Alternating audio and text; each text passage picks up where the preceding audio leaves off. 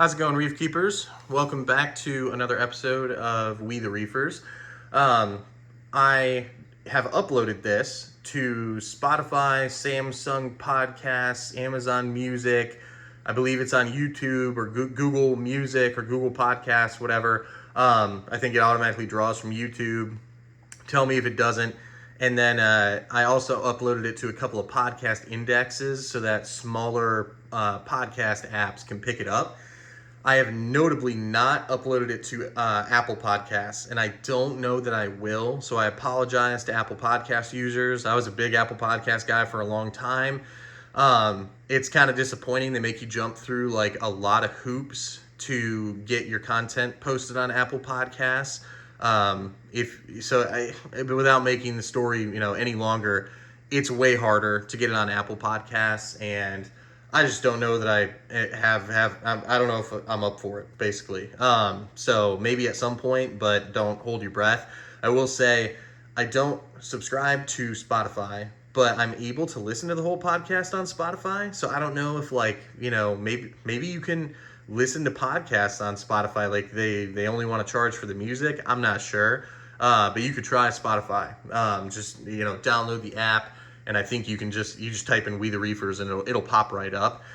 In case you guys want the audio only version, I know most of you are, I'm a YouTuber and most of you guys are YouTube centric, so it's probably not an issue. But yeah, it's out there for you to listen to now, and I will continue doing that after I post it on YouTube. I'll convert it to an audio file and post it as a podcast just to listen to. And I'll try to keep audio listeners cued in if I do anything visual. I generally don't. It's generally you guys just get to experience my tank while I talk. But if there's anything I'm pointing out or whatever, then I'll definitely try to explain it better. Try to remember to at least for listeners. So anyway, today I had a rare opportunity to turn around and do another podcast pretty quickly because one, I'm a teacher and it's spring break. So I get these weird breaks, which is nice and not, because my kid gets the same breaks. And so it's nice to be with my kid. I like that. But regarding content, I can't generate as much content when I have a 5-year-old hanging off of me for obvious reasons. So basically this week I had this rare opportunity today to make this podcast because a relative happened to come to town and take the kid for a couple hours. So, I got lucky today, and I was like, well, I haven't fully thought through the subject matter of this podcast, but I'm going to do it anyway. So kind of bear with me. I'm probably going to, kind of slowly pick my way through it because I've thought about it some, but I haven't sat with it and really considered all the eventualities. And the subject matter of this podcast is Ryan Batcheller, one of the two founders of BRS, leaving BRS. He says for 12 months, okay? And what does BRS look like in the absence of Ryan Batcheller? So, because I think it definitely changes some things, at least changes some perceptions, right? And what I'm going to do, because I watch the Prestige Reef Dork podcast every week, and it just seems like Alex is so embattled every week with people being angry that the subject matter of the podcast does not come until the last 30 minutes of the podcast, in order to avoid commenting on that every time, or people getting mad about me not adding a timestamp for that. What I think I'm gonna do, at least for now with this podcast, is I'm gonna just launch into talking at you about the main subject matter of the podcast at the beginning, so that if any transient listeners or viewers happen to want to hear about whatever the main subject matter is, they can, and then they can exit if they want to, if they're not interested in hearing questions from you guys, which I have some questions from you guys to go over, later after we get through, the main bit of the podcast. So, yeah, that's how I'm going to do it for now. I'm going to kind of reverse course from the first episode and handle, this right from the outset. So, let's start, I guess, when we talk about, BRS, Ryan Batcheller.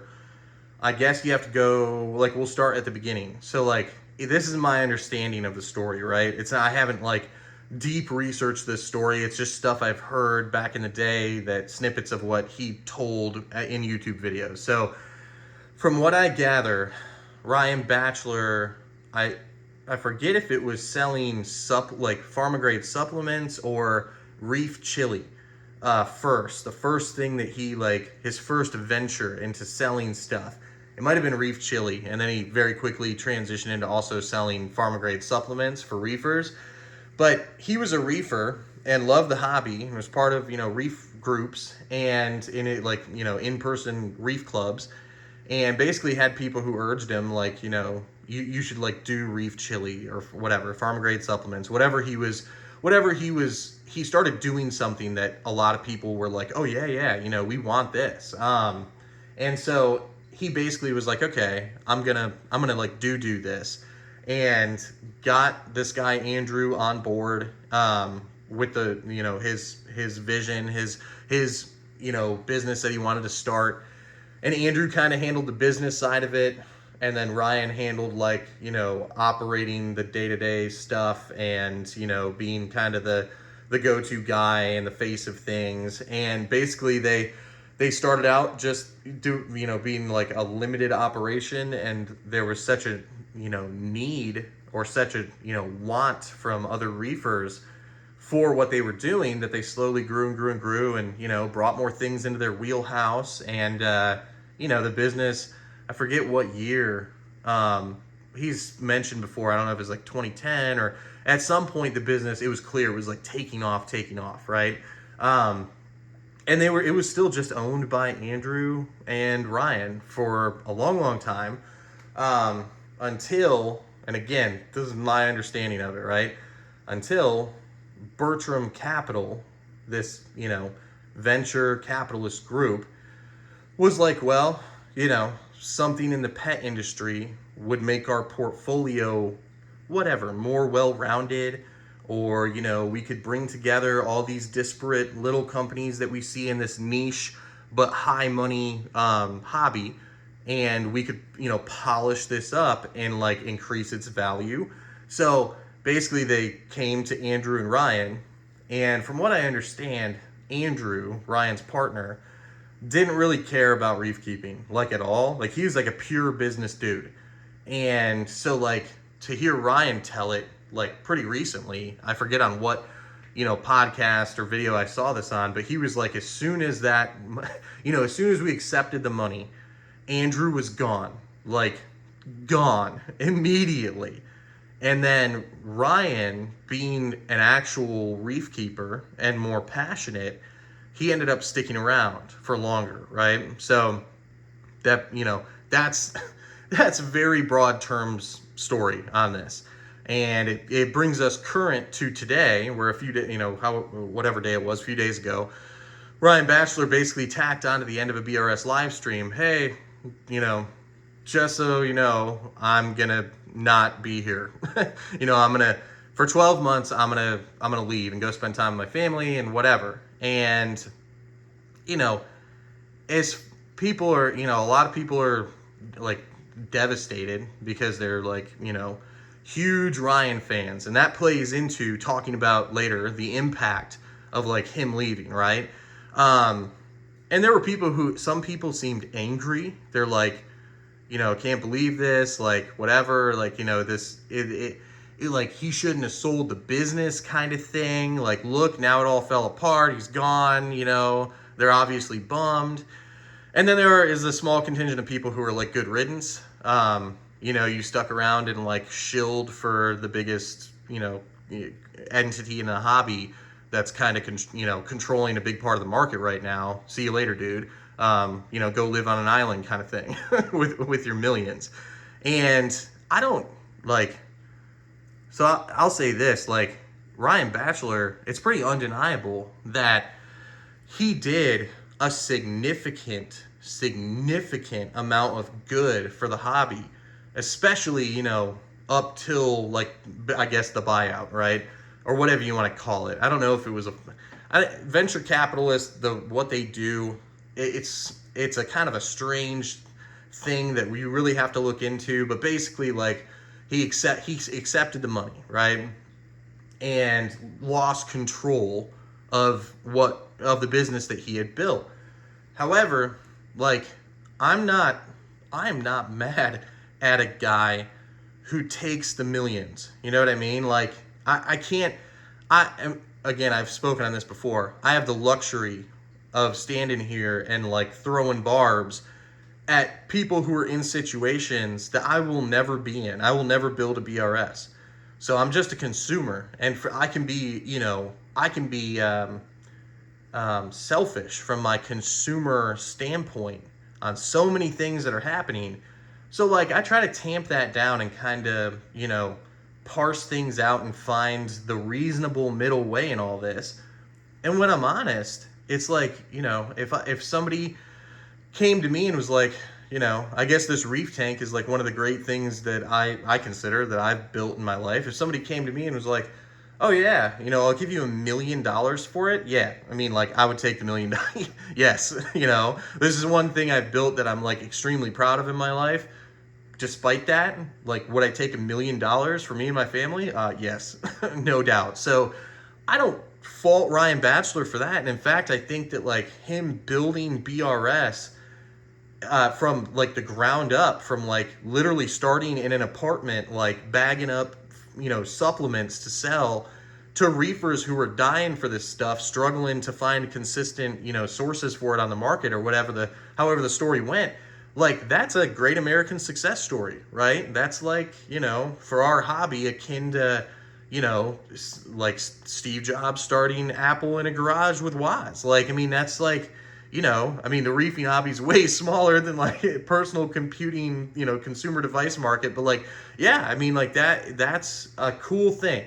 And so hats off to him. It was a ton of work, and he, was the face of the company and built it into this, attractive entity that, big money looked at and said, hey, that's compelling to us. Like we want that. And now he gets to reap the benefit.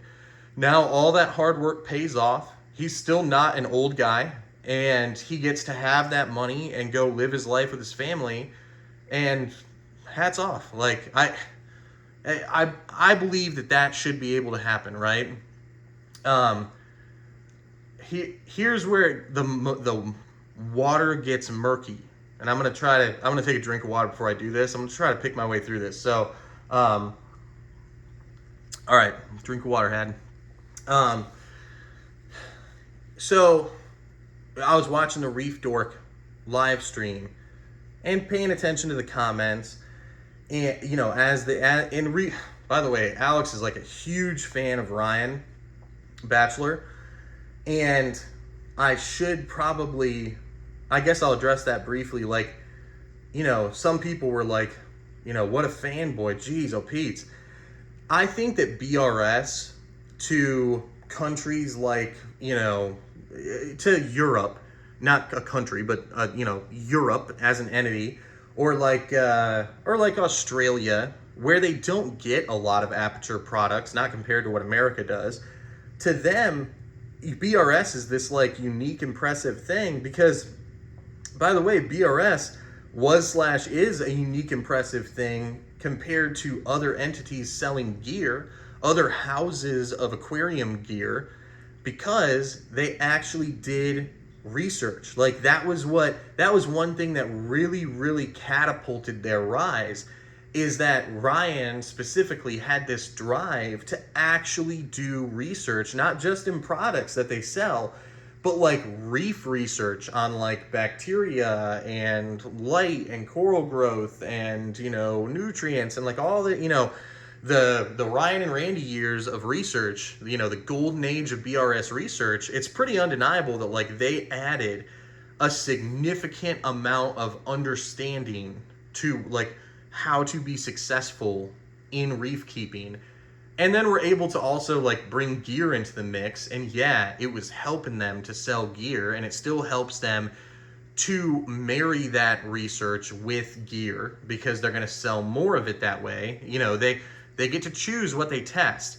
So if they're testing like flow in a tank and they only choose like Vortex and Neros and like Seche, like they're either like, control the distribution of those companies, or those companies are in the Aperture umbrella. So all you're seeing and like, being able to make this educated decision between based on the research video are like what they want you to buy. So like they're obviously even it's that kind of stuff is worse post Aperture, of course. Like now there's this corporate entity like sell to the people who are making these videos, but like they still basically just did that before. They wanted you to buy the stuff. I mean, that's part of it, It just has a more of an emphasis on that now. But I think these other countries and continents, they look at BRS as like, well, we can't get this stuff here. So this is like a house of knowledge. Like this is like a reefing house of knowledge, and nothing in my country or on my continent is doing this. So like we're going to watch these videos for the knowledge aspect of it more than the gear aspect of it. So to them, Ryan and Randy were the faces, and then just Ryan. They had Randy taken away from them. And by the way, it was clear when Randy left that like a little bit of the mojo of the whole thing was lost. Randy's good. I mean, he was good at what he did, and a lot of people didn't know what they were missing until it was gone. And it's like, oh wow, we're really missing this now. But Ryan kept on, he kept on with it, and so now a lot of those viewers, people over across the ocean, they are disappointed. They're like, oh man, like what are we gonna do now? Like it's and it's not like BRS lacks, staff to do this stuff, but Ryan was good at it. Randy, I think, was even better at it. And so now you're like, okay, who's left? Like Thomas, the gear guy, like, Matthew, like hyper bubbly, yell at the camera guy. It's like there's definitely going to be a void, right? So I just wanted to address, like, I think there's plenty of sadness in America about this, but like I think there's a different perspective of being bummed out for people who couldn't just like get Aperture gear any day of the week. They used BRS for something else, right? BRS YouTube is way more important in other countries, I think, in this late stage, as a knowledge point. So all that said, to come back to Ryan and people's feelings on it, in the podcast chat, when I was watching, or live stream chat I should say, I'm watching Reef Dork, there were a few people who were like, expressing the sentiment that Ryan should not have sold BRS, what a mistake or whatever. I already addressed, like, I think he's totally fine to sell BRS. And I think that the sentiment, I think when people say he shouldn't have sold BRS, I don't think that they're saying like he doesn't deserve the fruits of his labor or he doesn't deserve his success story. I think that the people who would say that lack the ability to properly frame what they're trying to say, and or the knowledge to frame what they're trying to say, or they just don't want to say, they don't want to make reef keeping about something else, and they're trying to express something, and they're struggling to do it. And I think that this is a common thing in the reef keeping hobby. So reef keeping for most of us is an escape, right? It's an escape from 24/7 news cycle, constant negativity, the drudgery of our office job, whatever. It's it's an escape where we can just go and be with this thing that we love and do this thing that consumes us, that takes us out of reality. So I sense a lot of times that on reef keeping podcasts or shows or videos or whatever, it's bigger names in the hobby will walk up to the line where reality and economics and control factors and all kinds of real world impact meets with reef keeping, and then they won't cross the line. In fact, some of them fling themselves backwards when they realize that they've approached the line. And I'll just say this before I get into it further, I'm not interested in backing away from that line. I'm interested in, not charging across that line into the dark, like, being, I don't know, a numbskull about it. I want to pick my way through it with logic and reason. But I don't want to, on this podcast at least, I don't want to shy away from that or be scared of it or be worried about losing. If I look, I hope I don't lose viewers over it, because I make videos every week that don't touch on any of this. This podcast is for people who are interested in, like, towing that line or walking across that line and, like, really looking at some of the issues and some of the things that go on in this hobby. So, all that being said, I think it's not so much Ryan taking the money that's a disappointment, but what resulted from it, which is, a group of hyper wealthy, powerful venture capitalists were able to bring together these unique, competitive, innovative American reef keeping companies, BRS, Neptune, AI, and Ecotech, at the core of their, little reefing portfolio, so to speak, or their subfolder of their portfolio, and then start securing, through the power that they gained uniting these entities, start gaining exclusive distribution rights to a whole host of, other companies like, Reef Factory and Protobio and, all these other, I mean, you can look in their Aperture homepage and see the litany of companies that they have secured control over how that stuff can be distributed in the United States, right? Once that started happening, I would argue that we saw an immediate, like, stagnation in innovation in the hobby. And actually, Ryan, who is not a gear guy, so it's remarkable to me that he said this and was aware of it, but Ryan, Prestige Reef Ryan, mentioned in a previous podcast how, like, 2018-19 seemed to be, like, the big year of, like, all the new awesome gear. And then he's like, what happened? I mean, obviously COVID happened, but he was like, what's happened since? Why are we in 2024 and, like, the gear in the hobby is basically static? In addition to COVID probably slowing down some of the R&D for a hot minute there, I think the other thing that happened really was Aperture, right? Like, it was my initial hope that, like, Aperture would infuse these companies with money and force them to work together so that, like, all of us would benefit. Like, basically all these smaller companies had tiny war chests because they were operating on thinner margins. And now they would have this big load of money behind them, and they would, like, become these dynamic things.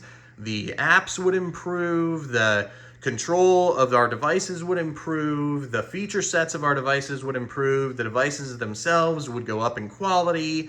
They would come out with new devices that addressed, various weaknesses and stuff like that with the existing bevy of devices.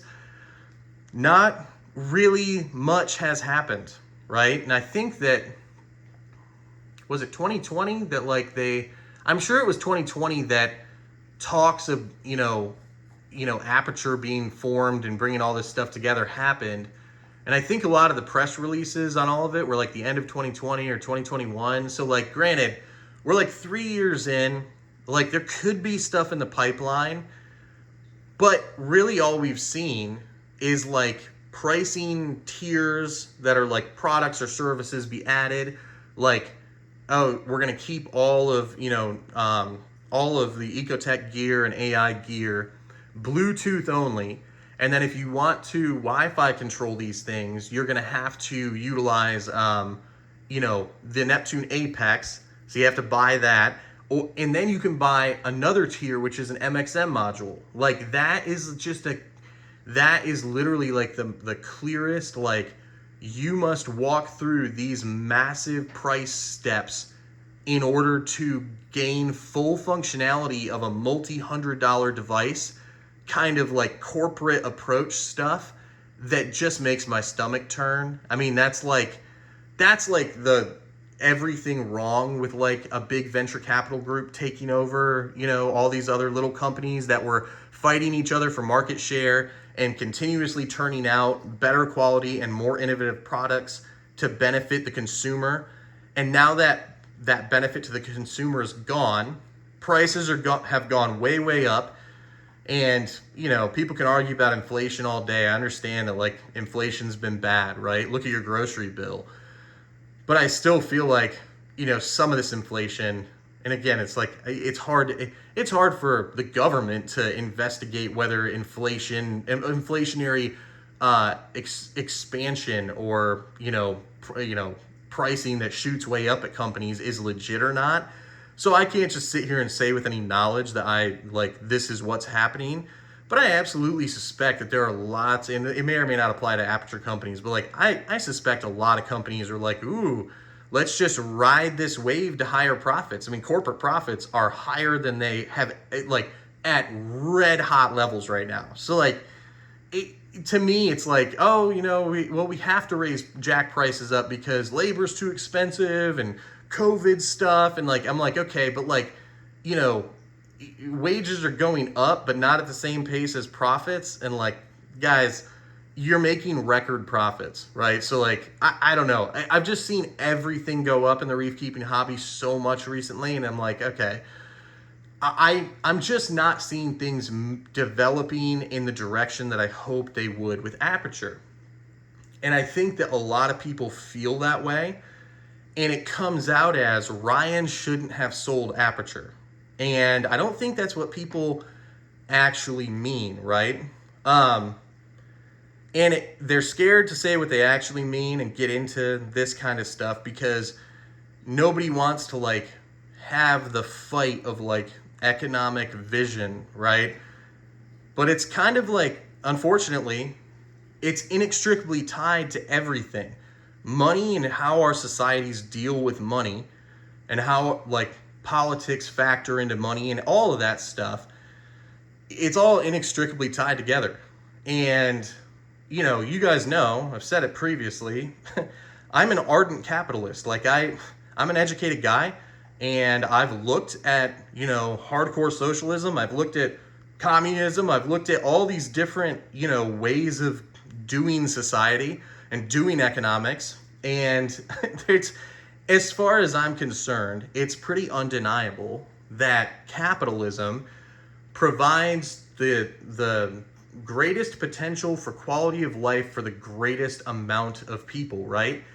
The question is like, how much capitalism, like not even how much capitalism, how are you going to do capitalism, right? And so like, I think that the core problem here for people who are struggling to articulate it, the core issue is like, the core issue is this kind of stuff, like what's happened with Aperture, like Aperture takes over all these little companies, innovation slows down, prices go up, they're controlling map pricing for all these smaller, gear distribution houses that rely on part of those profits from Aperture gear in order to function. So they're scared to ever cross Aperture, and everything just slows down. That to me is like the opposite of what capitalism should be doing to benefit the greatest number of people and businesses. Like that, that to me is like a reduction in like the red hot competitive atmosphere that I think needs to be like this is my version of capitalism. So I mean, you can disagree, absolutely. Like there's different ways of looking at it. My version of capitalism is that like the government, it provided the government, like our government in America, you guys know what I think of politicians, is corrupt, right? So like they're corrupt, they're bought, corporations pay for those guys to get reelected over and over again. It's very easy for big money interests to sway our politics, right? And our politics dictate how our economic system functions. And it's kind of become, like people have become so used to this being the status quo in America. If you're from another country, this is kind of how it goes. People are so used to the status quo being this in America that I often, and it bothers me when people say this, but people will like not defend, but just kind of in a defeated way, they'll just be like, they'll look at the Aperture situation and just be like, that's how it goes. That's just how things go in America. Like, like eventually the consumer just loses and like that's how it goes. Like that's the way it is. And that always bothers me because like it doesn't have to go that way. Like I don't like we literally elect these people. Like we can make the decision for things to just not always eventually wind up with like the biggest dog eating everybody else and raising prices and lowering service and killing innovation. Like we don't have to do this. Like we could actually elect politicians that are interested in like, having some kind of regulatory system in place that looks at acquisitions and, investments and venture capitalists, and with a critical eye and saying, okay, before this goes ahead, we want to see what the impact of it would be. Or we want to institute some kind of safeguard on, and again, I don't know what this looks like, but like, we institute some kind of guard on, map pricing to make sure that it's done fairly or whatever. Like, there's got to be, like, I'll give you an example. People in other countries may or may not have heard about this, but like and this is by the way, this is a way bigger example than reef keeping. Part of the problem for reef keeping, it has to be said, is it's a very small niche thing. So like this small niche industry, there are so many bigger fish to fry at like the federal government's level with regards to like, situations that are like bordering on monopolistic or outright monopolistic that like there's no way this is even on anybody's radar in Washington, right? But during the pandemic, there was a critical shortage of baby formula in the United States, which that's pretty critically important, wouldn't you think? That's pretty dang important, all right? And this baby formula shortage during it, when something bad happens, all of a sudden everybody's like, well, why is that happening? And it turned out it was happening, because in addition to COVID happening, like, making everything harder and, production slowed a little bit. That wouldn't have been such a big deal if we'd had like, a plethora of companies that were producing baby formula, because the companies, let's say that we're in like blue states with hardcore mask mandates and hardcore like work mandates and school mandates and all, those factories could have slowed production, and other factories in other states. This is part of the strength, by the way, of America having like, political variance.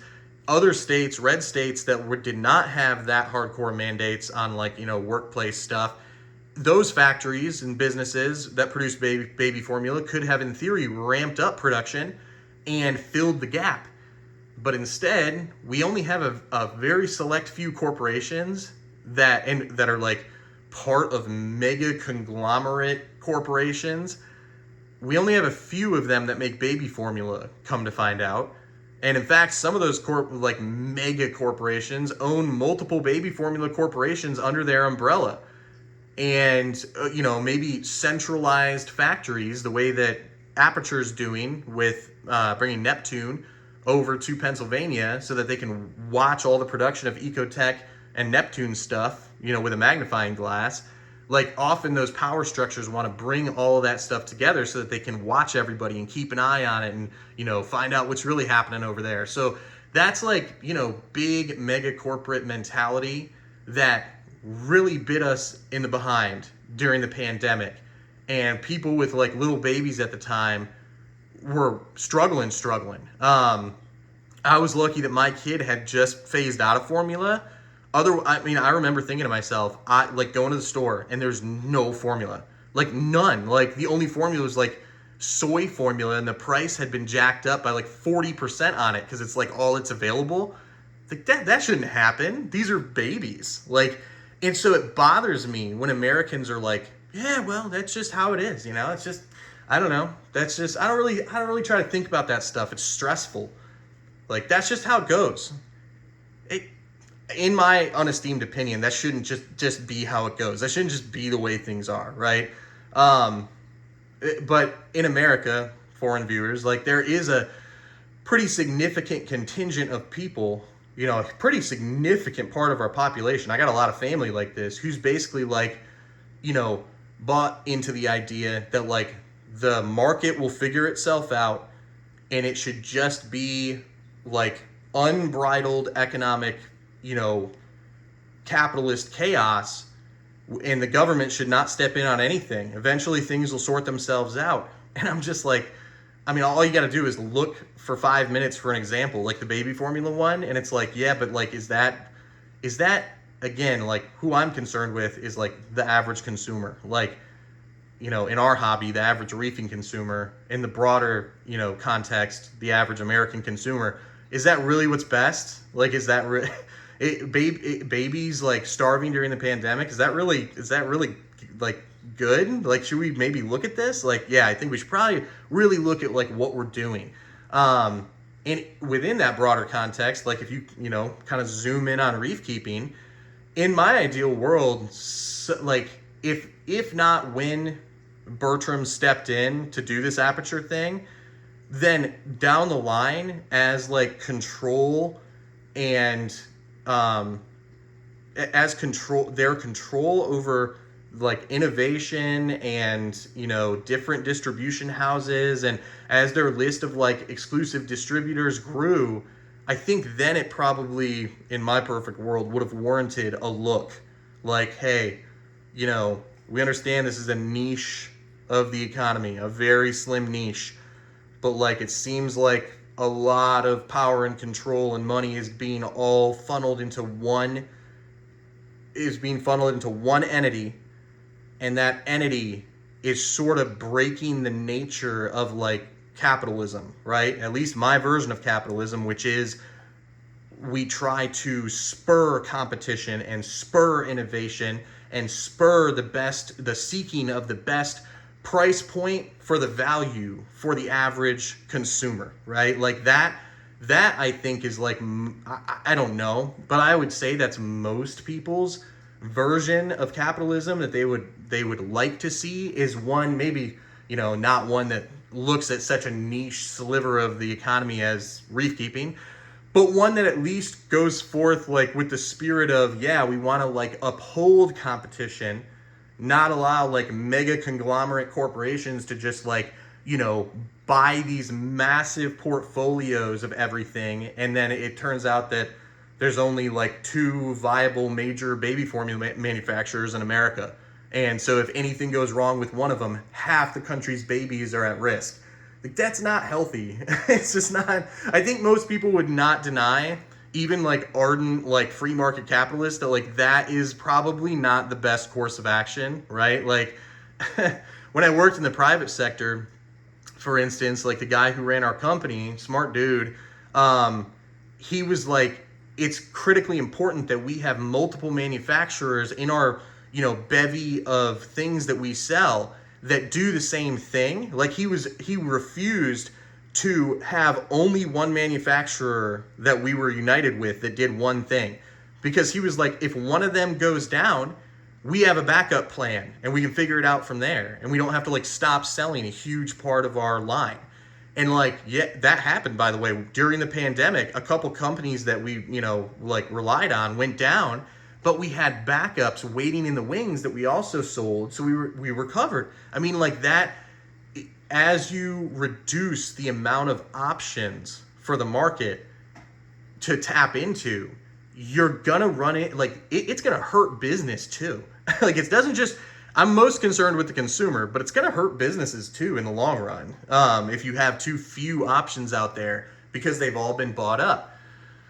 So to bring this back full circle, sorry to rant at you about like economics for a while, but like that's, if you don't like that the podcast goes there sometimes, it's probably just not the podcast for you. Like, I'm gonna go there sometimes. Like, yeah, like I understand what people are saying when they're like, Ryan shouldn't have done this. in that I understand that that's probably not really what they mean, but they don't know how to get into like the things that I just got into. A lot of people just don't. They're just like all of that. Like Ryan said it. Ryan, Prestige Reef Ryan said that last night on the podcast. He's like, I don't really think about like anything outside of like my personal life and reef keeping. And there's a lot of people like that. And then they try to have an opinion and it comes out as, dang it, Ryan Batcheller, you shouldn't have like, cashed in on your success. Like, no, I don't think they really, if you pressed them on it, have a problem with that. I think few people have a problem with a success story like Ryan Batcheller, cashing in all of his chips that he's earned rightfully and built a business on. Like, that's fine. I think it's the broader conversation that a lot of people don't know how to access or just, lack the understanding of to articulate themselves. I think that's really like what that's getting at. So,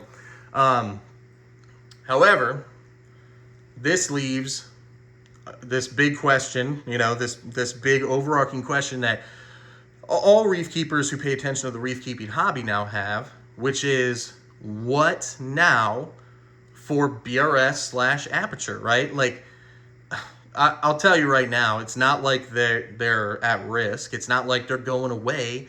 It's not, like, nobody has, some people do, very few, but nobody has the money to go, like, instantly replace all their gear because, they were a Ryan fanboy and he's gone. And it's like, we're not loyal to BRS anymore without our guy. Like, and I don't think that people generally operate that way anyway.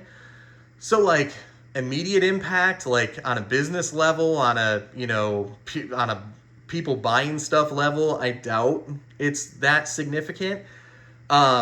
Especially because, and this is my opinion, okay? Might not be true, and it might not.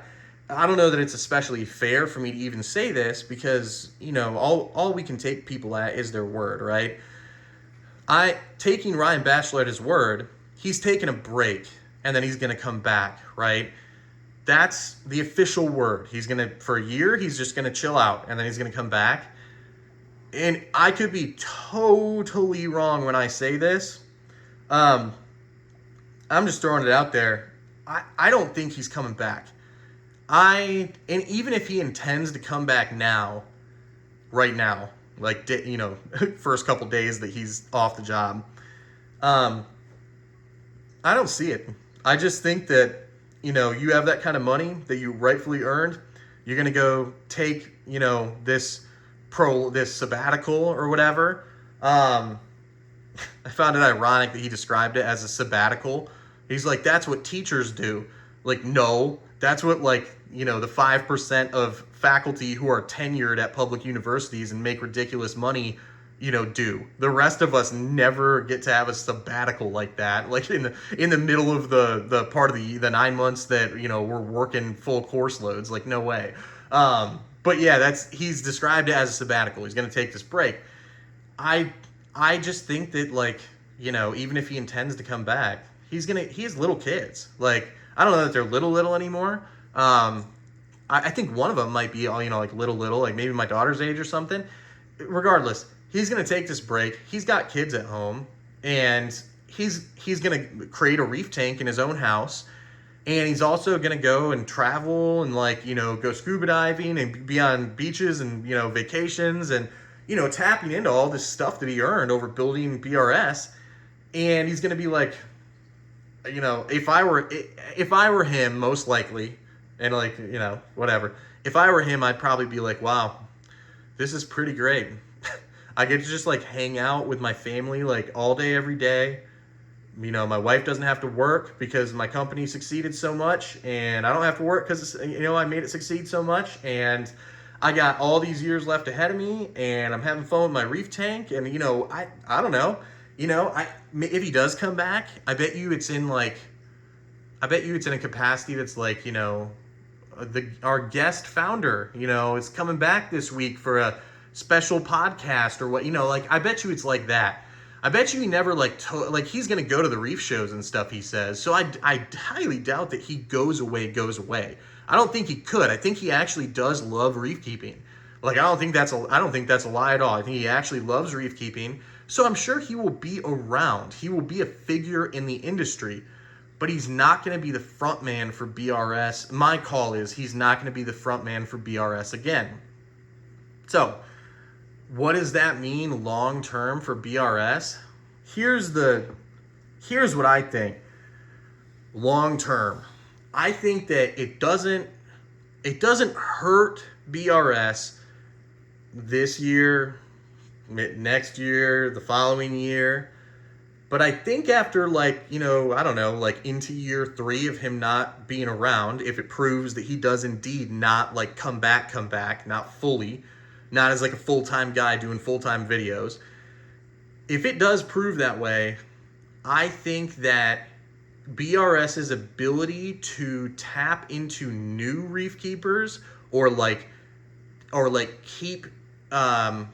keep the undying loyalty of like early stage reef keepers, I think that it is diminished because he had, and again, like, you got guys like Matthew who are hollering and bubbly, and there's a certain contingent that likes that. And, you have like Hype Man Thomas, and there's a certain contingent that likes that. But I still feel like Ryan was like this perfect medium between certain personalities that they have over there. And it's very hard to get like this, personality that like exudes what he exuded and is able to say things in an exciting yet calm enough way that you're not turning people off. And like, it's going to be very hard to like find somebody to fill those shoes.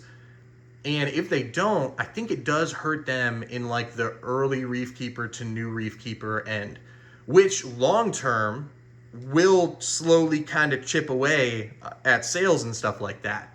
But they're in a pretty darn good position. I mean, they have accumulated so many exclusive distribution right contracts with companies, and they have like the core big, everybody wants it gear houses that exist in the United States, all united.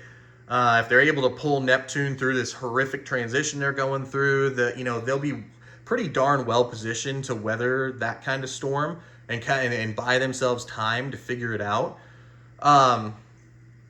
But it is interesting. Like, it is an interesting thing to consider them without either founder, without Randy, and this like kind of mishmash cast and crew that they're going to try to go it alone into the dark with. Like, I don't, on the like YouTube social media end, so yeah, I'm curious. I'm curious to see how it pans out.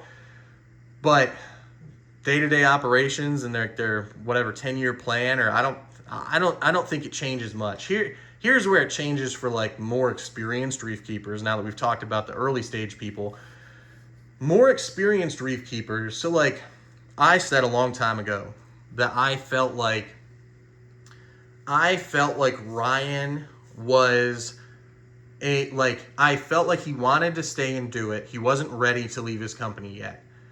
But I felt like, the Aperture bean counters, the venture capitalist bean counters, they were like, yeah, this is great because we can like pull strings and institute price and service tiers and, relocate companies and do all this, stuff in the background that might attract a bunch of attention, but it won't, because like Ryan's out in front, and we'll do 52 weeks of reefing season 2. Maybe we'll talk about that in a minute.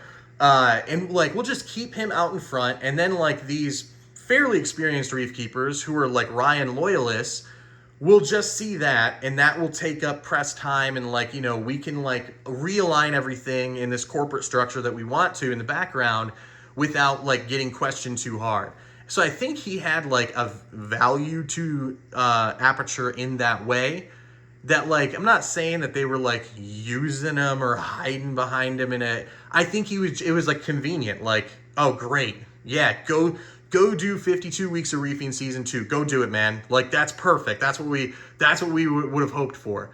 And it's interesting though that like 52 weeks season 2, my criticism of it early on, and by the way, I got destroyed for this criticism of it by a lot of, BRS zealots early on when when I talked about it a little bit, and I was like, okay, I guess I'm not talking about that because people feel very strongly about it. Early on, first few videos of 52 Week Season 2, I was like, this really feels like an infomercial in disguise. Like when they're introducing the tanks, you know? Like, it felt that way. It's like, these tanks are overbuilt to the maximum with the highest end BRS exclusive gear. Whether it's an exclusive distribution partnership or they're truly like a core company under the Aperture umbrella, every tank was just like banging full on, like, hardcore 15, 20, 25, 30K tanks. And I'm just like, this is like, this is a little much. Like, that, it was extreme. I mean, it was pretty transparent that they were and like, again, can I fault them? They are a company trying to sell this stuff, and they had like a big corporate mentality entity take them over. So like, I wasn't really surprised by it. But basically when I brought that up on various channels at the time, this is like before, I guess it was like before I got deep into YouTube. Oh my God, the dogs just, tore me to shreds. Like, no, it's going to get back to like it was in 52 Weeks Season 1. They're just introducing the tanks. How dare you, blah, blah, blah. Like, it's going to get back to the hard science, and we're going to get an episode a week, and it's going to be like Ryan showing gear again. Just you wait and see. And it never really panned out. It was very disjointed. We get the talks and stuff that they're doing with like experts, like industry experts, biologists, like that stuff. There's value there. Those people are, brilliant people that, that kind of stuff should be listened to by people who want to get deep into this hobby and really understand it. That stuff is valuable, but a lot of what they were doing during like tank showcasing and stuff like that, and even like some gear introduction, and, some of it was okay. Some of it felt, more like Season 1 with more polish, which is what I was hoping for, by the way. I wanted it to be like 52 Week Season 1, where like every week we get like, what's a protein skimmer, what's a water changes, what like they would go through like how to do this. And I mean, I think that would have benefited them, by the way. Like, basically they chose their existing group of money making reefers over new people entering the hobby when they chose to go this route with it, with this kind of like disjointed format that people couldn't really follow, but like, their hardcore zealot BRS people they knew would follow all of it. And so, like I said, some of it was valuable, some of it was infomercially, and it just kind of like, there was criticism starting to get leveled from like people who were more on the fence about BRS. And I think that eventually, like, Ryan, probably coupled with hearing that criticism, and just the much higher production value, 52 Week Season 2 being exhausting. And I hope not, but maybe like Aperture putting some pressure due to some of the criticism and low views in comparison. I think that like he was finally like, okay, it's time for a break, and like whether he comes back or not, like I still think that's a question mark. Whether he comes back, he'll be around. But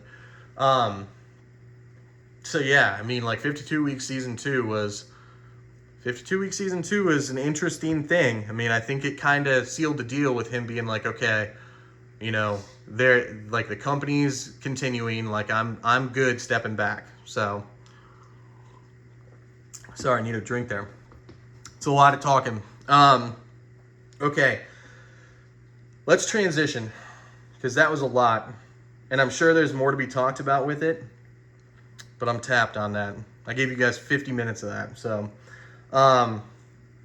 let's see here. I got a couple.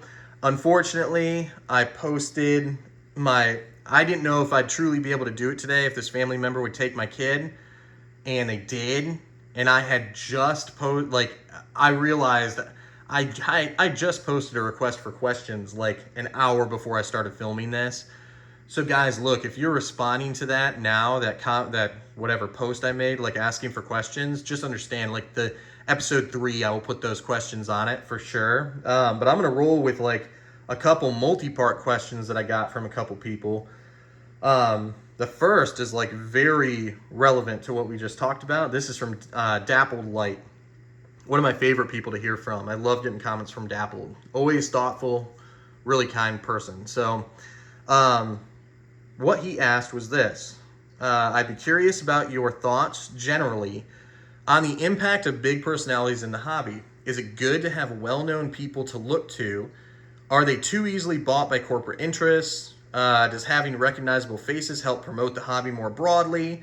So, I mean, these are, and then he said also he's interested in a longer discussion about aquascaping and reef tanks. And I told him that's going to be its own, deal. I want to do like an episode on aquascaping in this hobby right now. And like what all goes into it and like where we've been with aquascaping and where we're going. And like, I'm very interested in aquascaping for sure. So, so let's go with, what's, dead on relevant to everything we were just saying. So my thoughts about big personalities in the hobby and their impact, basically, I think it just depends on the person, right? And I know that's like a disappointing answer. It's not very exciting, but like it does. It totally depends upon the person. I'm still like mixed feelings about, Ryan staying on after the Aperture was formed, and the venture capitalists came in. It was kind of like basically what I'm saying is I think Ryan was very, very beneficial to the hobby, very beneficial for a long time. Him staying on after Aperture took over, that was like, and again, it's his company. He's allowed to care about it after he sells it, I guess. But like that basically gave Aperture a ton of early credibility because like if Ryan stayed, it must be fine, And so like I don't really agree with a lot of the things, or at least the direction Aperture's been drifting in, and the lack of like innovation and like return on investment that I've seen for the general hobbyist. So I became critical of Ryan staying. Like I don't know, I'm not like furious about it. I just think that it's like, dude, I don't know. I don't think he was nearly as valuable, not to me anyway, after that. And so that kind of gets to the big money part of this. Like, are they too easily bought by big money? Like, and again, that gets back to like the earliest part of this. Like, do I hate anybody for taking the money? Not really. I mean, heck, people need money. I mean, it's, if you look at over the course of American history, like I know wages are like growing faster right now than previous periods, but in comparison to the cost of a house, like we have like a $59,000 average income in this country, and like the cost of a house average, I know it's very different region to region, but like the average cost of a house is like $436,000 a year. Like, how does that compute? So like, wages have not kept pace at all where they should be, given increased productivity and increased inflation like over the years. And I understand that people need money and they're looking for ways to make money. So like, it's hard for me to look at people who are like, oh yeah, I'll take that sponsorship, I'll take that ambassadorship, I'll take, they love this hobby and maybe there's no way they could have gotten that big tank without it. So like part of me is like, I have a soft spot because I know that despite the flashy personality, the, vlog style, slamming their face into the camera, like, what's up, Reef Squad? Like those people, I'm like, there could be kind of a like story before this where they were like struggling. Like you don't know somebody's situation, right? But I do think that like people do by and large just grab the money, and there has to be some people who like, you would benefit the hobby better if you didn't take the money, man. And they just take the money, and it's like, maybe they make fine money and they were doing this great service to the hobby, and then they just, all they do is talk about like the company's gear every single video. They work in, their AI neural power heads or like whatever. Like, I don't know. There's got to be some contingent there that it's like disappointing that they would take the money. Yeah, I mean, I'm struggling to like come up with a particular. A person who's taken a lot of heat lately is who like he's a verified genius of DIY, absolute genius DIY reefer, and like gear nut reefer. Like, but Devin at Reef Dudes, I see a lot of comments on videos of his and live streams of his, like, dude, like, could we get a little less talking about, aperture companies over and over again? Could we get a few less commercials? Why am I seeing a commercial every 2 minutes? Like, like you guys might not know this, but like you can put mid-roll advertisements, they're called, into your YouTube videos. So I don't do mid-rolls. And I literally set the ad setting at the lowest setting. I would feel like a jerk like setting it at the highest setting. But separately, you can do mid-rolls. So like you can like place ads at various juncture points that, throughout your video, like in the middle of videos. So hopefully you guys aren't seeing any of those from me, because I like specifically chose not to do it. But like people are literally like, I've seen several comments like all over Reef Dudes, because like, dude, what is this? Like what? And it's like, yeah, I mean, that guy has it's not that he has potential, like he's shown it.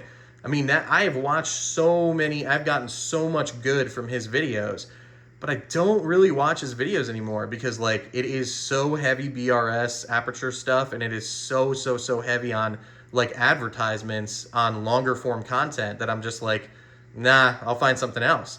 And so like, yeah, I mean, there is and it doesn't apply all the time. So it's not like a blanket statement that I could make.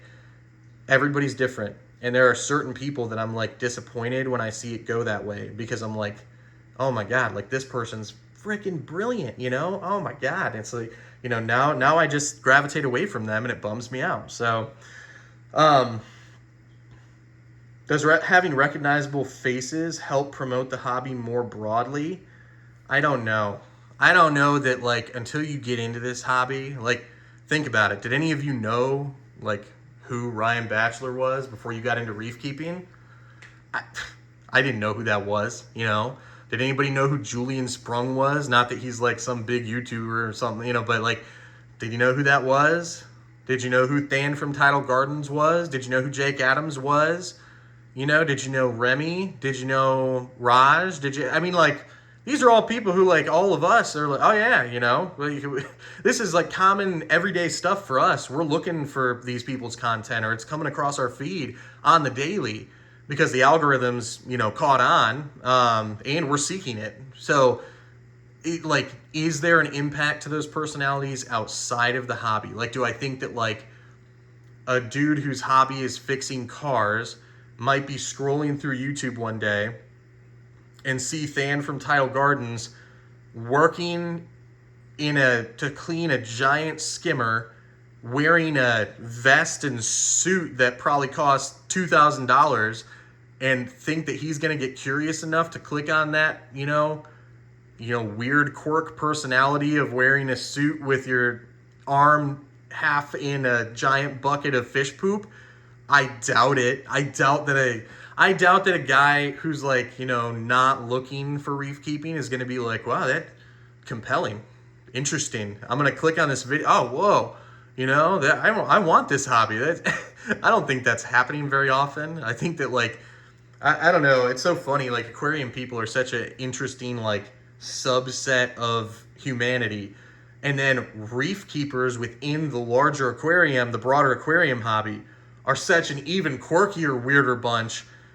I mean, I think most people don't understand how niche this is. Like, when I talked about how niche this industry is earlier, why we would never, like, get any kind of attention, especially in the current system, from, like, federal regulators it's because it's so impossibly small. It's so impossibly small compared to, like, just, like, goldfish. I'm serious. Like, I bet you that sales of single goldfish at, like, Walmart or, PetSmart or whatever eclipse, like, profits in the reef keeping hobby in a given year. I would not doubt that. Maybe I'm, not smart for saying that. I sound like a numbskull, but I really wouldn't doubt it.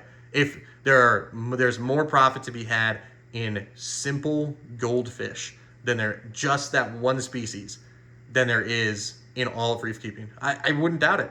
So that's how much bigger freshwater is than what we do.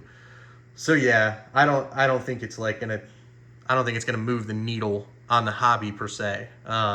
I think that's maybe that's another podcast, is like, how could the reef keeping hobby get out there and market itself more. I think, by the way, like, I'm not all critical of BRS all the time. I think that like that Hello Reef thing, that's a pretty compelling thing. And I think there should be more of that. Fragbox is doing a pretty good package. My buddy almost did that. My best friend in real life. I was so close to getting him to do it. I was so excited. They ran a sale, and then the sale expired before he like got out of work and could could get on there and buy a Fragbox kit. But the price was right. He was ready to do it. So like that kind of thing, like when like the Hello Reef package goes on sale, and you suddenly get all the, and again, you get 100 new people. 75 of them are going to wash out in the first couple months and sell all of it. But like you net 25, and then half of them, you know, have a tank wipe out in the first couple years, and they're done. But you may net 10 people for the hobby. That's part of the reason why it's so hard to grow the hobby, is that it's hard. Period. So, okay, Dappled. I think I covered you, and then Cole Herman or Herman. Sorry, bud. I don't know. Cole says, "What got me into the hobby?" And how did I learn about it? So like this again, that is such a great question actually to transition off of Dappled's last question. Like, how did I learn about the reef keeping hobby? Let me take another drink. I'm talking too much. As per usual, thank you all for tolerating me. So when I got into the reef, so like this is the thing about reef keepers. I don't know. I'm sure there's a certain contingent of reef keepers who go into like a mom and pop's pet store where like the guy just has a little 25-gallon reef tank and is selling some clownfish and maybe a couple of leather corals or something as like a side project in the store, that you see that and go, oh my God, I have to have that. That's probably, you know, like seeing it in person is a big deal. You're like, oh, okay, you know, I want that. I'm sure some people get in the hobby because of an experience like that. Not me. I literally was just like, I swear, one day I just woke up and was like, I'm going to have a aquarium with coral and clownfish in it. And I had a little mom and pop's pet store, and I had never been there. And I drove there, and sure enough, they had these like aging, you know, sickly clownfish. This was a terrible. They sold like illegal turtles and stuff at this store. It was not okay. All the like puppies were sick. It was so messed up. But like, you know, here's these scummy saltwater tanks. So I buy like a Kenya tree and a coral, a Kenya tree coral and like one singular old clownfish. And I ordered like so dumb. I ordered a 5-gallon Fluval Evo and set it all up with like the cheapest light I could find. Like, guys, this will blow your minds. I didn't even know. So like when the tank water started getting lower, I hadn't even considered evaporation. I had never like kept an aquarium. I just like launched in. I didn't have a freshwater aquarium before not officially. Like it was like a, you know, shared deal. So like I never had like my own thing that I was in charge of like that. So I took it when water evaporates out. And again, I was a young guy, you know, this is back in college. I was like, oh, well, I'm just going to pour more salt water in. It's salt water that's evaporating. I should just pour more salt water in, right? So like the salinity spikes, the Kenya tree dies, and then this horrible 5-gallon tank, algae starts blooming like crazy. And then while I was at work one day, my cat would sit and look down into the tank at the clownfish. And one day my cat just reached in, flip, and scooped that clownfish right out. And like I came home and was like, I'm done with this. This is a terrible hobby. People shouldn't do this. This is impossible. And I broke it all down. And I didn't come back to it. Like, I never lost the bug despite that failure. So like I still was like, after I got older and more mature, I was still like, I want that in my life. And so I went and got I went and got a Fluval Evo 13.5. I was like, the bigger tank will solve it. And it, by the way, it did. But also, and again, credit where credit's due, watching 52 weeks of Reefing Season 1, voraciously burning through all those videos, that also made it. as soon as I got to the video where it's like, oh, only fresh water evaporates out, you have to put fresh water back in, my jaw was just like on the floor. I'm like, that was it. Like that, I could have been in this hobby for years. And I just, back then, when I first attempted it, none of that stuff existed. And not that I knew about, at least, if it did at all. So that was a game changer. And I was like, all right, I'm in. And so began the past 6 years of this being a cornerstone of my existence and learning everything about it that I could. And now I would say I'm like moderately successful more days than I'm not. So it's a lot of learning. Worst livestock purchase that I have ever made. Worst livestock purchase. Oh man, that's a good question. Guys, there have been so many terrible livestock purchases. Oh my God. Coral, fish, all of it. There have been so many bad ones. By the way, though, most of the things that went wrong were like my fault. So I'm trying to come up with one that is like, well, okay. And this was like when I first came back into the hobby. I bought coral frags that had just come in off the boat and had not been treated yet. So they hadn't put them on any, new bases or anything. They were just attached to like these little pieces of live rock. I was there as they were taking them out of the bags, and the guy was like, I haven't processed any of these or inspected them yet, but you can have them for 25% off if you just want something right now, because I'll take the sale. So ill-advised. Never do this. I was like, yeah, I want these mushrooms right here. And they literally had, what is the algae called? Bryopsis.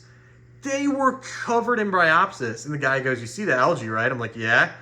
I was like, I've killed algae before in my tank. He's like, okay. Yeah. So I literally brought bryopsis here. And then there was still bryopsis. And I put it in this tank right in front of like this, my main reef tank. And it wasn't until I got that fox face that I eradicated bryopsis. For whatever reason, that fox face just ate bryopsis like a pig. So I got lucky there, but bryopsis is no joke. Bryopsis sucks. All right, let's see here. What are some tricks that you use to keep the cost down on my tank? My number one trick is just telling myself no over and over again. Because honestly, that would be my biggest cost, is just like never stopping and buying new gear and swapping everything out. And that really, I mean it as a joke and in all seriousness. Like I just saying no to myself and being like, you have something that works already, stop. By the way, that's a lot of us, I think. But as far as just tricks of how to, I guess this isn't really a trick, but it's the thing I think that has saved me the most noticeable money, I guess, month to month or, quarterly or whatever, was going to Kalkwasser as my foundation primary dosing, because Kalkwasser is so cheap. And then my dosing of alkalinity, calcium, and magnesium, my 3-part dosing, Kalkwasser lowered the amount of 3-part dosing so significantly that I have to do, because most of the alkalinity and calcium needs are completely met by the Kalkwasser. So I'm just about maxed out on the Kalkwasser. I don't dose Kalkwasser through a traditional method. I actually just dose a set amount of it every day. It doesn't naturally come through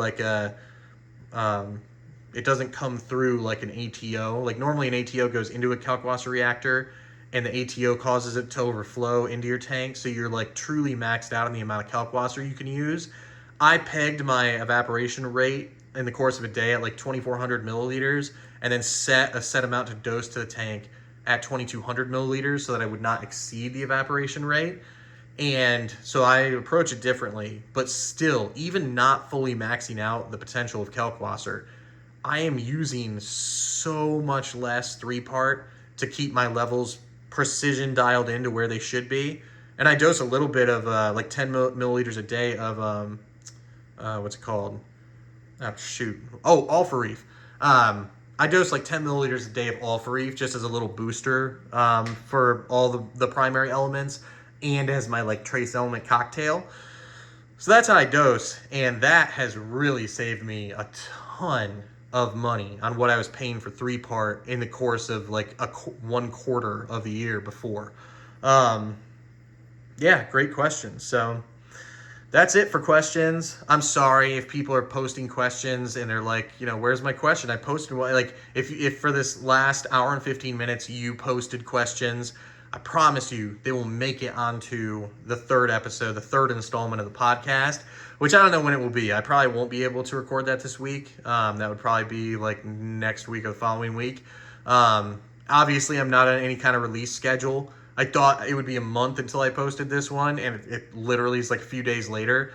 But we had big stuff go on, and I wanted to talk about it. And with spring break happening, and me, watching my kid right now, over break, because we share that same break, like, I didn't know when I could do this again. So I appreciate you guys listening or watching. And please feel free, actually, like, instead of me just like posting questions and waiting for them, waiting for answers to it, like, I don't know. Instead of that method, like, I guess I'll still do that just in case people don't get to the very end of this podcast. But guys, feel free, in addition to just like discussion's my favorite part of all of this, that. In addition to just discussing whatever part of this podcast you want, in the comments on YouTube, please also feel free to post questions for the next podcast.